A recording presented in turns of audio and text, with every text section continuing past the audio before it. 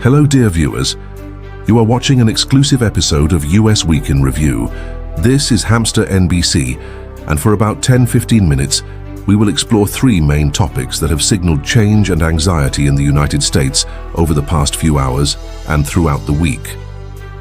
1. Foreign policy escalation, US Colombia, and the war on narco-terrorism. Let's start with a powerful foreign policy blow.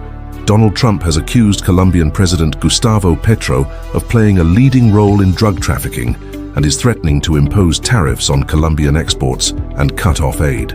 Meanwhile, the US struck a ship allegedly linked to a drug cartel in Colombia, reinforcing the accusations against Bogotá. This topic demonstrates that US foreign policy is once again becoming aggressive, not just diplomacy, but also the use of force and threats of trade sanctions. For domestic audiences, such steps could impact the economy, trade, imports and exports, as well as security, drug trafficking, migration. The reaction of Colombia and other Latin American countries will be significant. The risk of a diplomatic crisis, possibly even a military conflict outside the usual zone. The threat of tariffs is not just window dressing, but also a signal. The US economy could become a tool of pressure. The attack on the ship and the charges set a precedent. The expansion of the definition of narco-terrorism, which could open the door to broader military operations. Domestic citizens will support a hard line, while others will be concerned about the applicability of such measures and the impact they will have on human rights and international law. Mass protests under the slogan "No Kings" took place in many US cities, a movement directed against the excessive concentration of power and the authoritarian tendencies perceived in President Trump's actions. The number of participants is reported to have exceeded millions. Some estimates are as high as 7 million, and more than 2,600 locations. This is no ordinary protest. Its scale, geography, and frequency indicate deep public discontent. This is no ordinary protest. Its scale, geography, and frequency indicate deep public discontent. Politically, such actions could impact upcoming elections, perceptions of the government, and trust in institutions. This is a signal to the authorities. They cannot ignore the fact that a significant portion of society feels excluded or oppressed. The protests have been largely peaceful, which enhances their legitimacy and makes them less marginal.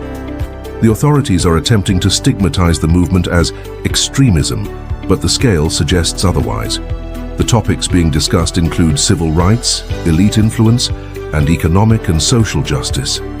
A further increase in protest activity is possible if the authorities fail to respond. The authorities' response could include increased police and security measures, which would create a new line of conflict. This phenomenon should be viewed not as an incident, but as a potential turning point. On the agenda, US foreign policy and defense meetings. The third topic is diplomacy and defense alliances. Trump met with Australian Prime Minister Anthony Albanese at the White House, where trade, defense, and international alliances were discussed. Furthermore, the issue of gun rights and marijuana use is being discussed. The Supreme Court of the United States will hear a case on whether regular marijuana users have the right to own guns. Trade and defense relations with Australia are part of a broader US strategy in the Asia-Pacific region. Issues of gun rights and substance use directly affect American domestic policy and legal norms. Foreign and domestic policy intersect. How the US behaves abroad influences domestic expectations and legitimacy. And finally, what unites these themes and what can we expect? A unifying theme.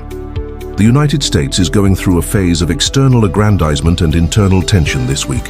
Foreign policy is becoming increasingly active, almost militaristic. Domestic policy is explosive, with growing mass protests. Legal and civil matters are being re-examined and pressured. For viewers, this means staying informed not just about individual news items, but about trends where the country is headed. Congress and committee reactions to foreign policy decisions. Will there be sanctions or restrictions? How will the government respond to mass protests, concessions or increased control? How will decisions on rights, weapons and civil liberties impact American society and culture? Thank you for joining us. In the next episode, we will continue to monitor key processes within the United States and their reflection on the global stage. See you there.